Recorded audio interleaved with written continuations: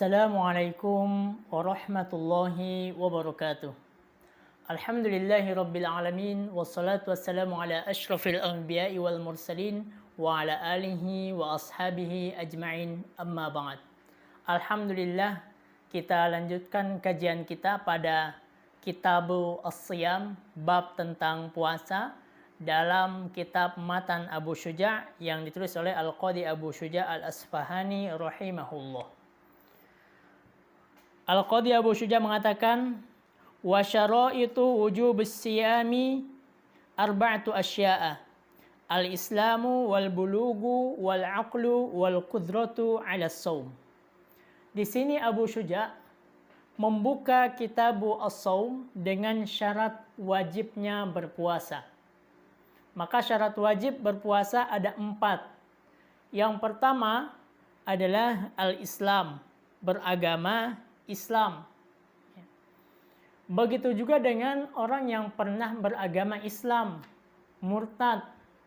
Maka orang yang murtad tetap diminta untuk berpuasa.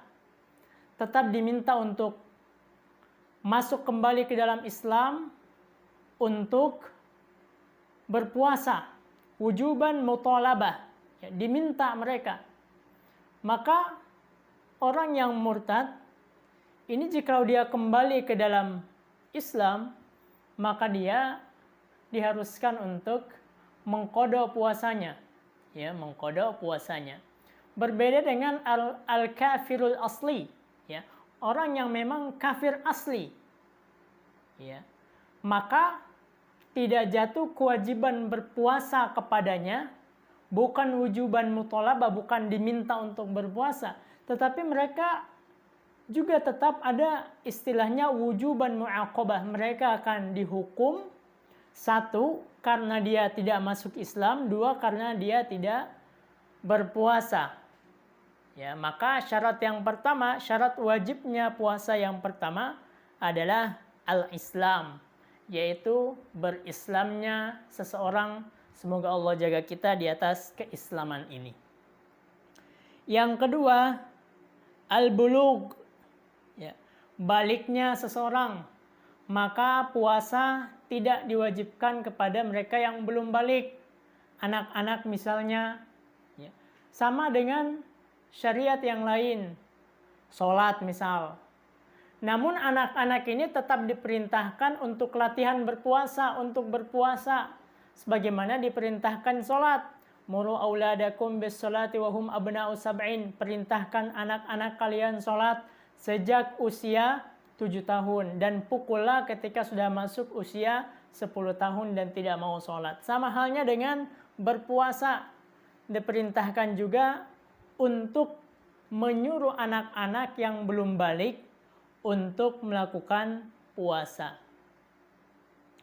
Syarat wajib yang ketiga, al-aql, ya, berakal. Maka orang yang gila tidak dikenakan baginya kewajiban berpuasa. Dan juga tidak dikenakan kewajiban untuk mengqada puasa. Namanya gila, ya, itulah hadis Nabi Shallallahu Alaihi Wasallam. Ya, beliau mengatakan bahwasanya rufi'al qalam an thalas. Pena catatan itu diangkat dari 3 hal, 3 kriteria. Salah satunya adalah mereka yang junun, mereka yang gila sampai mereka kembali normal, atau mereka yang masih kecil sampai mereka usia balik, ya. Itu syarat wajib yang ketiga, berakal. Kemudian syarat wajib yang keempat, al-qudratu 'ala shaum, ya, mampu untuk berpuasa, ada kemampuan untuk berpuasa. Maka mereka yang tidak mampu untuk berpuasa, seperti orang yang sudah tua renta, ya, kakek-kakek, nenek-nenek, ya mohon maaf, dan tidak mampu untuk berpuasa, maka baginya tidak dikenakan wajib untuk berpuasa. Begitu juga dengan orang yang sakit. Orang yang sakit yang tidak ada, yang kemungkinan besar tidak bisa sembuh, ya, maka juga tidak dikenakan kewajiban berpuasa. Tetapi nanti ada hukum-hukum yang berkaitan dengan mereka yang akan kita ambil pada kesempatan selanjutnya. Maka keempat ini Al-Qadhi Abu Syuja mengatakan sebagai syarat wajibnya berpuasa. Di dalam pembahasan Al-Qadhi Abu Syuja ini, penulis di sini tidak menyebutkan tentang syarat wajibnya, syarat sahnya puasa itu sendiri. Ya. Syurutu as-sihhah, syurutu sihhati as-siyam. Adapun syarat sahnya puasa maka kita sebutkan juga, karena tadi syarat wajib, sekarang syarat sah. Artinya puasa seseorang dikatakan sah, jatuh kewajibannya, selesai kewajibannya ketika 4 hal ini. Yang pertama Islam. Maka orang kafir tidak sah jikalaupun mereka berpuasa.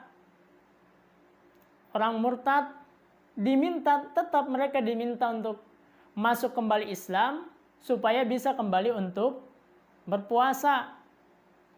Itu syarat sah yang pertama. Yang kedua, al-aqal. Adanya akal, berakal.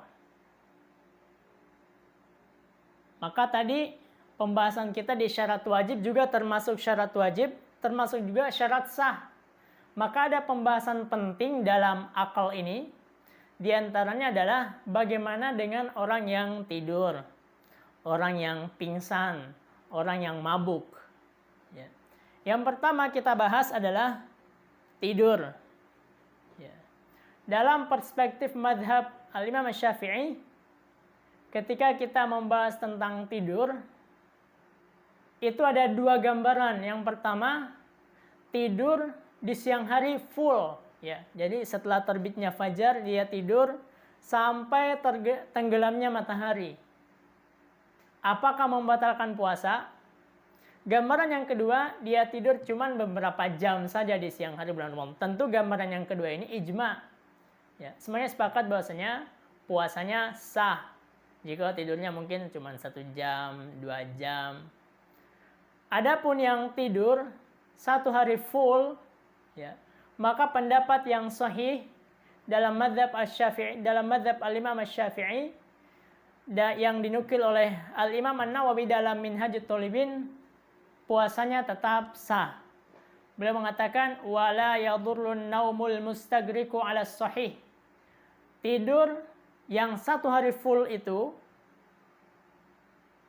puasanya tetap sah. Puasanya tidak batal. Adapun yang pingsan, pingsan ini juga mempunyai 2 gambaran sama dengan yang tidur tadi. Ya. Jikalau pingsannya itu 1 hari full, ya, dari setelah terbitnya fajar sampai maghrib, maka berbeda hukumnya dengan yang tidur tadi. Kalau pingsan 1 hari full, maka puasanya batal dan dia wajib untuk mengqadha puasa di hari itu. Adapun jikalau dia sadar di siang hari, artinya bahwa pingsannya cuma beberapa jam saja, dia sadar di siang hari, ya, tentunya ini di pagi hari dia belum makan, masih berpuasa. Ya. Dia sadar misal di jam 10, maka puasanya tetap sah. Puasanya tetap sah. Kenapa berbeda yang tidur dengan yang pingsan? Karena yang tidur ini bisa saja dibangunkan dengan suara, ya, suara temannya, suara di sekitarnya, ada yang membangunkan. Tapi pingsan ini belum tentu bisa seperti itu. Kemudian pingsan ini juga disamakan dengan mabuk. Ya. Jikalau mabuknya 1 hari full, maka puasanya batal, dia wajib untuk mengqadha. Tetapi jikalau dia sadar, artinya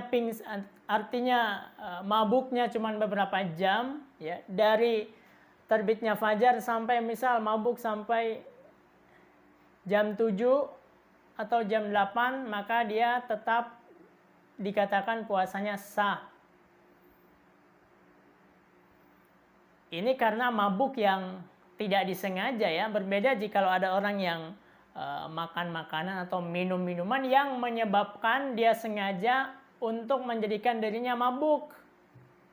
Maka di situ dia selain dia wajib untuk jikalau mabuknya sampai 1 hari full ya, selain puasanya batal dan wajib untuk mengqadha, dia juga berdosa. Ya, dia juga berdosa. Itu terkait dengan akal, adanya akal. Ya. Anak kecil juga seperti itu, dia harus mumayyiz. Ya. Standarnya ada ulama mengatakan dia mengetahui apa-apa yang bermanfaat bagi dirinya, apa-apa yang membahayakan bagi dirinya. Kemudian syarat sah yang ketiga, suci dari haid, dari nifas dan wiladah, persalinan. Haid jelas hadis Nabiullah Muhammad SAW ketika Nabi ditanya tentang kurangnya agama wanita, maka Nabi menjawab, alaisat idza hadat lam tusalli wa lam tasum. Bukankah jikalau mereka haid, mereka tidak sholat dan mereka tidak berpuasa, maka ini dalil yang sangat jelas bahwasanya mereka yang haid di siang hari bulan Ramadan atau saat bulan Ramadan, maka tidak sah baginya untuk berpuasa. Walaupun haidnya datang beberapa saat sebelum berbuka. Misal seorang wanita ini berpuasa dari pagi sampai jam 5 sore. Kemudian jam 5 sore haid. Maka puasa di hari itu menjadi batal dan dia wajib untuk mengqadha puasa di hari itu. Lah bagaimana dengan jam yang ia tidak makan, ia tidak minum? Maka para ulama mengatakan baginya tetap dituliskan pahala menahan diri dari haus, menahan diri dari lapar, tetapi kewajiban berpuasanya belum jatuh saat itu. Dia tetap mendapatkan pahala. Begitu juga dikiaskan dengan nifas dan juga wiladah. Karena wiladah ini ya, mazinnatu, kemungkinan besar ya, terjadi sesuatu ya, kemungkinan besar keluar darah, ya, khususnya di wiladah ini kemungkinan besar keluarnya darah saat itu, maka syarat sahnya berpuasa adalah diantaranya suci dari haid, nifas dan al-wiladah. Ya. Kemudian syarat sah yang keempat berkaitan dengan waktu. Waktu berpuasa haruslah waktu yang dibolehkan untuk berpuasa, baik puasa wajib ataupun sunnah. Karena ada beberapa hari yang diharamkan oleh syariat kita untuk berpuasa. Misal Al-Aidan, 2 hari raya, Idul Fitr dan Idul Adha, sepakat para ulama. Kemudian Ayyamut Tasyrik, hari-hari tasyrik, tanggal 11, 12, 13 Zulhijjah. Karena Nabi katakan innaha ayyamu aklin wa syurb, hari di mana seseorang makan dan hari di mana seseorang minum. Begitu juga dengan misal ingin mengadakan qada Ramadan di bulan Ramadan, tidak bisa. Karena ketika masuk bulan Ramadan yang hanya bisa dikerjakan adalah hanya puasa Ramadan saja, adaan, bukan qadaan. Karena kewajiban puasa Ramadan di situ mudayyak, hanya untuk puasa wajib Ramadan saja. Tidak ada puasa qadha Ramadan dilakukan di bulan Ramadan, tidak seperti itu. Maka inilah syarat wajib berpuasa dan syarat sah berpuasa. Kita lanjutkan pada sesi selanjutnya. Demikian, wallahu taala a'lam bissawab. Wassalamualaikum warahmatullahi wabarakatuh.